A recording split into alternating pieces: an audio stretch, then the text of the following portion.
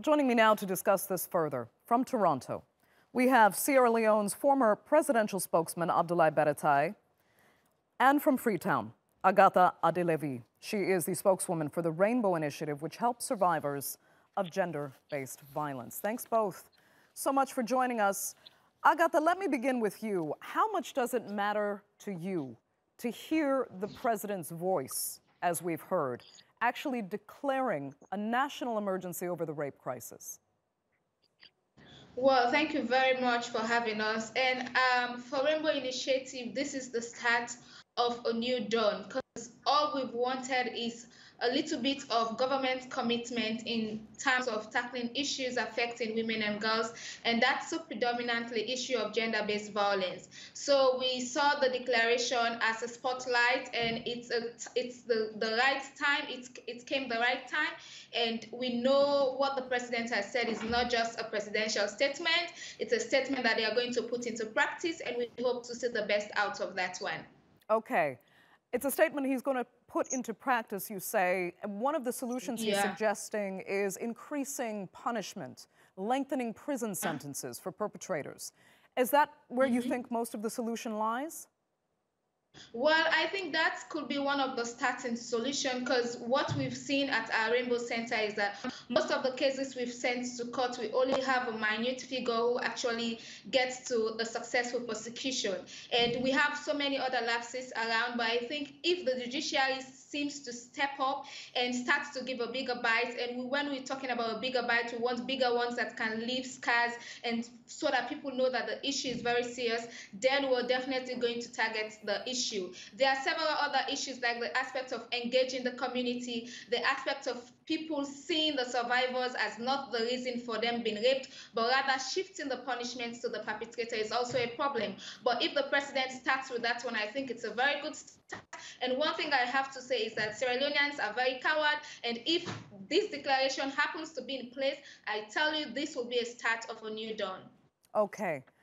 Agatha, I'm going to introduce now a third member of our panel. Nicky Spencer-Coker is also in Sierra Leone's capital, Freetown. She is the Vice President of Legal Access for Women Yearning for Equality, Rights, and Social Justice. Thanks so much for joining us as well, Nicky. We were just talking about hearing the president finally take a voice, take a stand on this issue, declaring a national emergency. I'd like to ask you, as a woman in Sierra Leone yourself, how that made you feel. Were you impressed with the steps the president is taking now, or do you feel it was just a bit too little too late?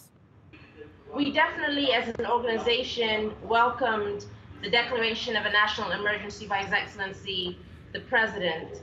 And personally, as a woman in Sierra Leone, as a longtime activist as well for gender-based violence in Sierra Leone, I welcomed it because bringing the focus of the highest authority in the country on a situation as ours, where gender-based violence and its consequences are is that the thing. Why? Because the focus now, the political will is now focused highly on getting things done and solutions being brought to the fore. And we have a number of solutions that we've talked to both His Excellency, the organizations, other organizations about, and we hope all those things now come into play and come to the fore. At the end of the day, it's not a situation where anybody likes the spotlight to be put on their country in a negative light, but at the end of the day, it's the reality of, on the ground. And something has to be done. Right. All women and girls have to be protected. Okay, Nicky, I'm going to turn now to Toronto. We have Abdulai Baratay, former presidential spokesperson. Let me ask you now. So the government has made this statement. It is groundbreaking in a sense, and it was so important to finally get this acknowledgement and actually see it as a national emergency, because it does affect so many thousands of women in Sierra Leone. What are the next steps then? The president talked about increasing the prison sentences, lengthening the punishment of perpetrators, but there is a lot more to address here. Tell me what more the government is going to do. Well, I will not speak on behalf of the current government, because as you rightly said, I served as a former presidential spokesperson. But that notwithstanding, I think we must commend President Bio for taking the bold step in making a very nice presidential recommendation that those that are found wanting for rape and other sexual violence crimes must get life imprisonment. But I must say, though, that in 2012, the government also passed a Sexual Offences Act, whereby anybody found interacting with a minor below the age of 18 can also attract a 15-year imprisonment. So the question for me is, apart from the legal aspects, we also need to look at what are the psychopathic traits or antisocial personality disorders that are pushing or rather propelling people to rape. Because it is a question of control here. Sierra Leone has a long history of entrenched patriarchy, and during the war, we also experienced the use of rape as a weapon, whereby women that are very vulnerable, minors, were subjected to this kind of antisocial behaviors. So it is a very telling thing. We should move beyond just the legal aspect in addressing rape as a big issue in Sierra Leone. But that notwithstanding, I think the government and the president must be commended. It is a very bold step. But again, when I look at the statistics, particularly from the Rainbow Center, last year alone recorded over 300 referred cases to the family support unit. So at the end of the day, when you look at the number of prosecutions there, you can only boast of having about 19 cases committed to the High Court. Okay. And of these, only prosecuted about 12. So these statistics, to me, are very telling. And these are the issues I also deal with here in Canada.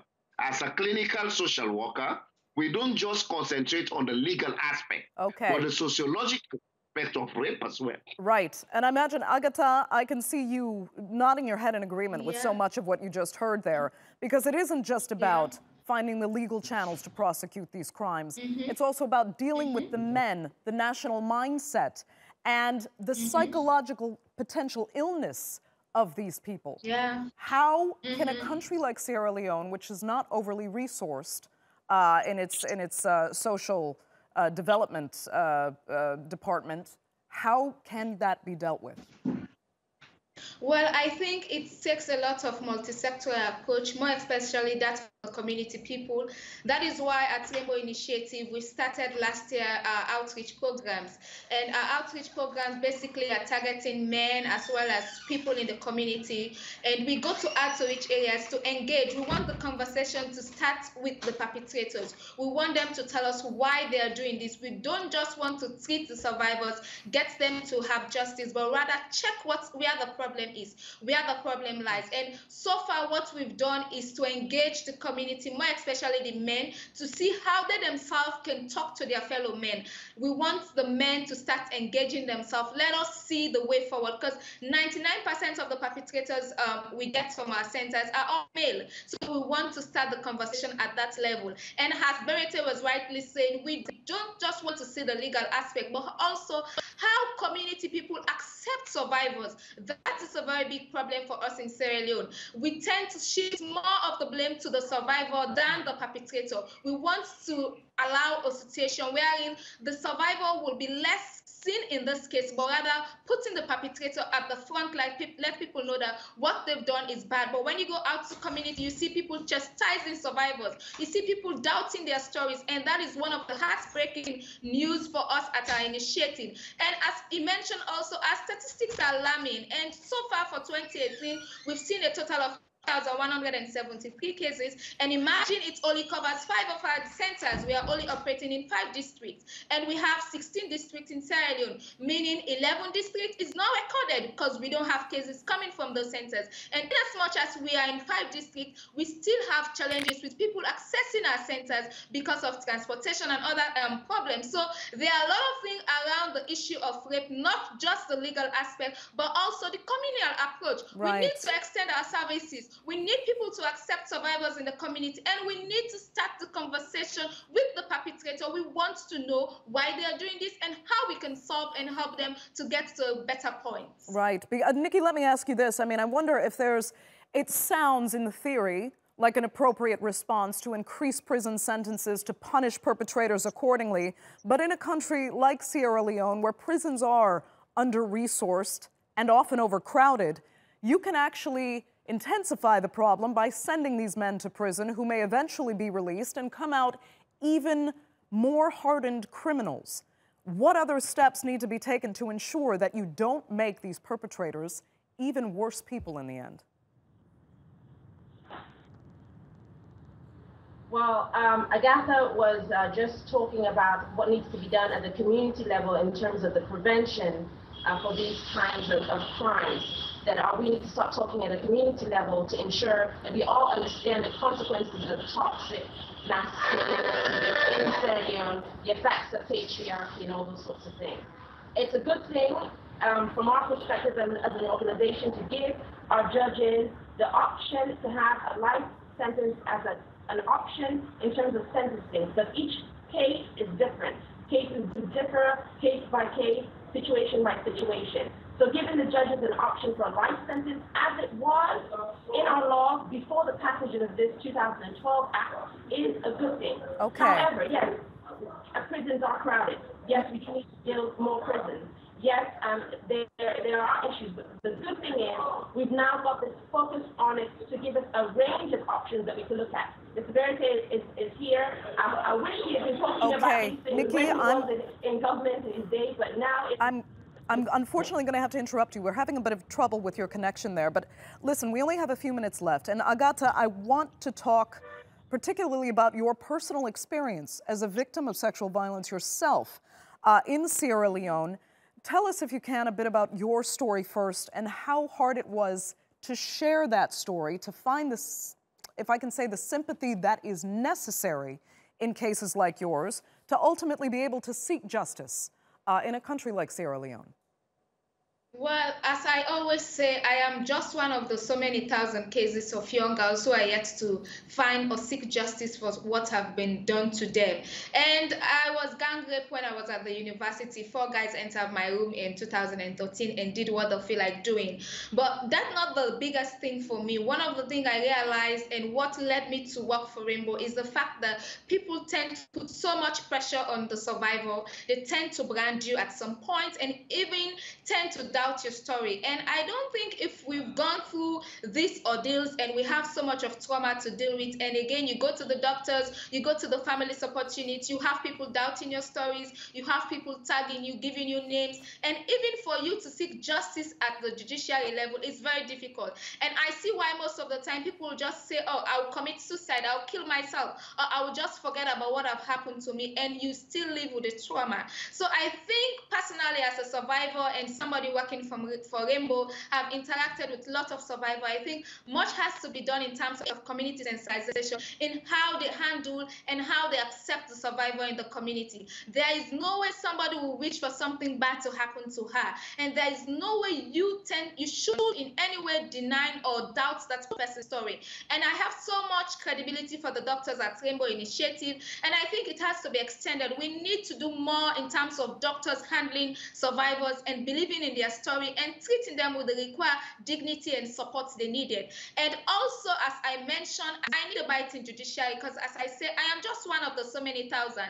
Out of the 3,173 cases, only 1.5% made it to a successful prosecution. So we are many. We have over thousands of young girls who are yet to seek justice, and they are so willing and so eager to have justice. So I think much needs to be done, and as our own level at the initiative, we are doing a lot of good work, and we want people to come up and support us. And sharing my story, as you mentioned, I was a bit scared, but later, after sharing my story, I realized that there are a lot of people who have been through what I've gone through. They are only finding the space to explore and then share their story. Yesterday I was on Al Jazeera. I eventually shared half of my story, and then after my show, I saw a lot of people messaging me saying, oh, I can now share my story. I see there is no crime in sharing your story. This is the Sierra Leone we want. This is the community we want. We want a community that can accept a survivor as a survivor. Right.